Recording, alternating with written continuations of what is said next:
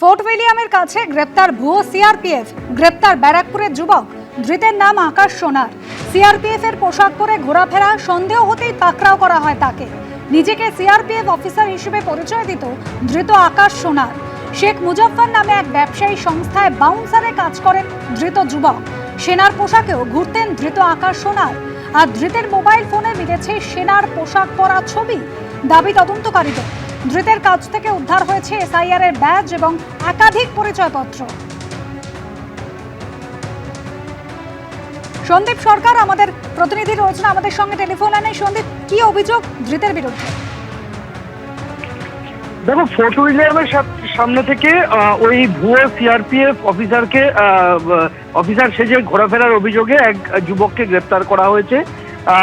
Military ইন্টেলিজেন্সের তরফে গ্রেপ্তার করা হয়েছে এবং তারা প্রথমে ধরে এবং পরে ওই যুবককে হেস্টিংস থানার পুলিশের হাতে তুলে দেওয়া হয়। এখনো পর্যন্ত যেটা জানা যাচ্ছে যে ওই যুবক তিনি সন্দেহজনকভাবে ঘোরাফেরা করছিলেন। মিলিটারি ইন্টেলিজেন্সের কাছে এই খবর পৌঁছায়। ফোর্ট উইলিয়ামের আশপাশে তিনি ঘুরছিলেন। প্রাথমিক তদন্তে জানা গেছে যে ওই ব্যক্তির নাম আকাশ সোনার। তার বাড়ি উত্তর চব্বিশ পরগনার ব্যারাকপুর এলাকায়। তদন্তে উঠে এসেছে যে সিআরপিএফ এর সঙ্গে তিনি কোনোভাবেই যুক্ত নন। সিআরপিএফ অফিসার পরিচয় দিয়ে দীর্ঘদিন ধরে তিনি এইভাবে প্রতারণার কাজ করতেন এবং তিনি একটি লজিস্টিক সংস্থায় বাউন্সার হিসাবে কাজ করেন এবং সংস্থায় তিনি বাউন্সার হিসেবে কাজ করতেন। সেই সংস্থাকে নানান সরকারি কাজের সুবিধা পাইয়ে দেওয়ার উদ্দেশ্যে এই সিআরপিএফ এর পোশাক পরে বিভিন্ন অসৎ কাজকর্ম করতেন বলে এখনো পর্যন্ত জানা গেছে। হেস্টিংস থানার হাতে তাকে তুলে দেওয়া হয়েছে। হেস্টিংস থানার পুলিশ এই ঘটনার তদন্ত শুরু করেছে।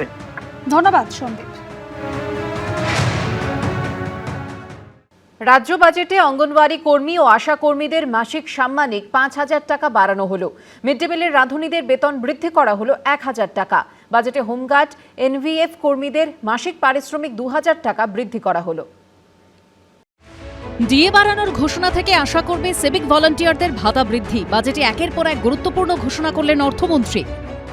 স্টেট ট্রান্সপোর্ট কর্পোরেশনে নিযুক্ত কন্ডাক্টর পারিশ্রমিক বাড়িয়ে মাসে ১৬,০০০ টাকা করার প্রস্তাব করা হচ্ছে। সিভিক ভলান্টিয়ার, ভিলেজ পুলিশ ও গ্রিন পুলিশ কর্মীদের অগস্ট ২০২৬ থেকে তাদের মাসিক পারিশ্রমিক ২,০০০ টাকা বাড়িয়ে দেওয়ার প্রস্তাব করা হচ্ছে। এছাড়া হোমগার্ড ও এনভিএফ কর্মীদের মাসিক পারিশ্রমিক ২,০০০ টাকা বৃদ্ধি করা হচ্ছে। অবসরপ্রাপ্ত সাংবাদিকের পেনশন মাসে ৫,০০০ টাকা দেওয়া হবে। আমরা খুবই খুশি আছি। দাদা অনেক কিছু করেছেন, আস্তে আস্তে হবে, আমরা আশা করছি এই নতুন গভর্নমেন্ট থেকে। আগে থেকে তো একটু ভালো চলবে। সরকার যেটা ভেবে চিন্তা করেছে সেই ভালোই করেছে। আশা করি ভবিষ্যতে আরো একটু বাড়ানোর চেষ্টা করলে খুব ভালো হয়। তো রাজ্য বাইরে যেটা হয়েছে সেটা ভালোই হয়েছে। বাজেটও আমি দেখেছি সারাদিন ধরে, তারপরে ডিউটি আসছি। বাজেটে অনেক কিছু জিনিসই ভালো কিছু হয়েছে। আমাদের ২,০০০ টাকা যে বেড়েছে তাতে আমরা খুশি। রাজ্য বাজেটে আশা কর্মীদের অনেক দিনের আশাও পূরণ করলেন অর্থমন্ত্রী। অঙ্গনওয়াড়ি কর্মীদের এবং অঙ্গনওয়াড়ি সহায়িকাদের ৬ বছরের নিচে শিশু, গর্ভবতী ও স্তন্যদায়ী মাদের পুষ্টির মাত্রা বাড়াতে প্রচুর অবদান রেখেছেন। আশা কর্মীরা প্রাথমিক স্তরে স্বাস্থ্য পরিষেবাকে মানুষের দরজায় পৌঁছে দিতে সাহায্য করেছেন। এই সকল কর্মচারীদের গুরুত্বপূর্ণ পরিষেবাকে স্বীকৃতি দিতে আমি তাদের মাসিক সাম্মানিক ৫,০০০ টাকা দেব। ৫,০০০ টাকা বাড়িয়েছে, আমি খুব খুশি। আর কারণ এতদিন ধরে আমরা যেভাবে নির্যাতিত হচ্ছিলাম, যেভাবে আমাদের ওপর কাজ চাপিয়ে দেওয়া হচ্ছিল, আমরা ঠিকঠাক তার পারিশ্রমিক পাচ্ছিলাম না। সেই জন্য আমরা খুব ক্ষুব্ধ ছিলাম।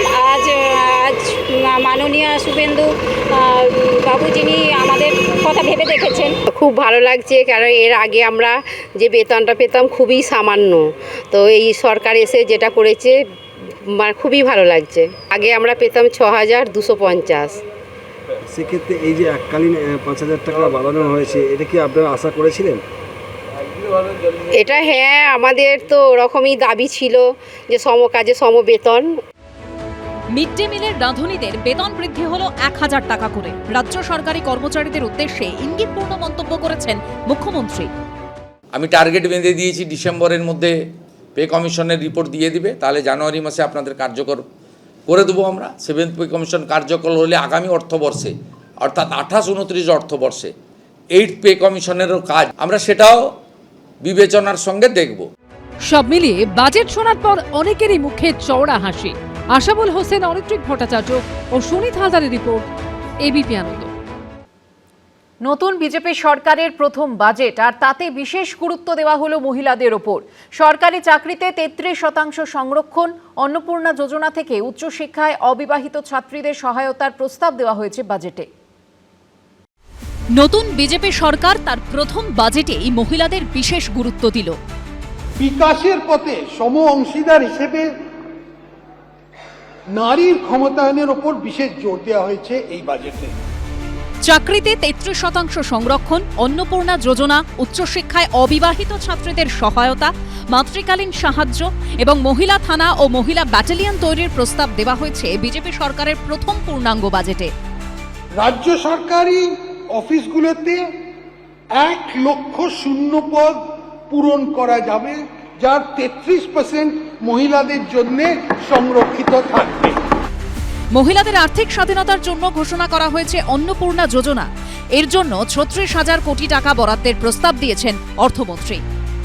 নারীর ক্ষমতায়ন ও আর্থিক ক্ষেত্রে তাদের অধিক অংশগ্রহণ নিশ্চিত করতে অন্নপূর্ণা যোজনা চালু হয়েছে। এই স্কিমে পশ্চিমবঙ্গে বসবাসকারী 25 থেকে 60 বছর বয়সী যোগ্য মহিলাদের জন্য মাসে 3000 করে আর্থিক সহায়তা দেয়া সুনিশ্চিত করা হচ্ছে।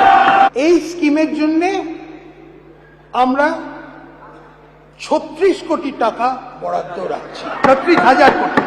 যদি নারী শক্তি দেবী শক্তির কথা বলেন, 3000 টাকা তো ঘোষিত, 28 লক্ষ ইতিমধ্যে পেয়েছে। আগামী 1 জুলাই আরও 1,05,00,000 অ্যাকাউন্টে টাকা ট্রান্সফার হবে।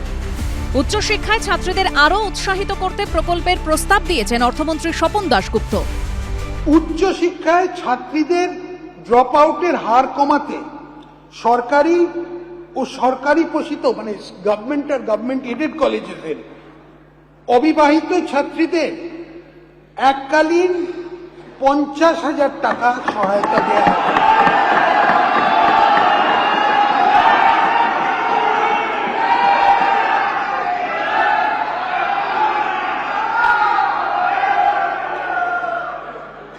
গর্ভবতী ও ল্যাকটেটিং মায়েদের সংবেদনশীল শ্রেণীকে অতিরিক্ত আর্থিক সহায়তা দিতে আমি প্রধানমন্ত্রী মাতৃবন্দনা যোজনার আর্থিক সাহায্য সহ মোট 21,000 টাকার আর্থিক সহায়তা ঘোষণা করছি। এছাড়াও গর্ভবতী মায়েরা 6টি পুষ্টি কিট পাবেন। ড্রপ আউট আটকাতে গ্র্যাজুয়েট বা ইউনিভার্সিটি স্তরে ছাত্রীদের জন্য এককালীন 50,000 টাকার কথা ঘোষণা করা হয়েছে।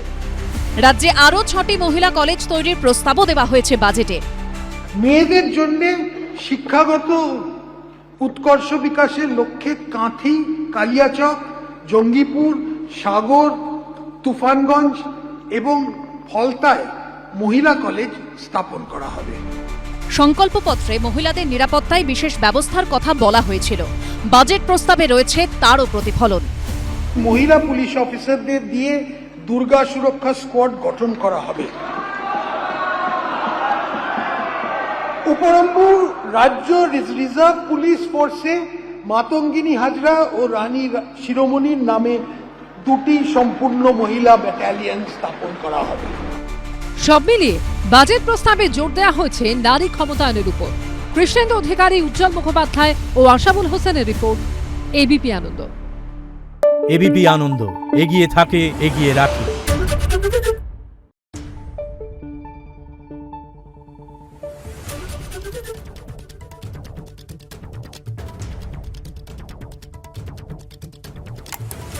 Thank you.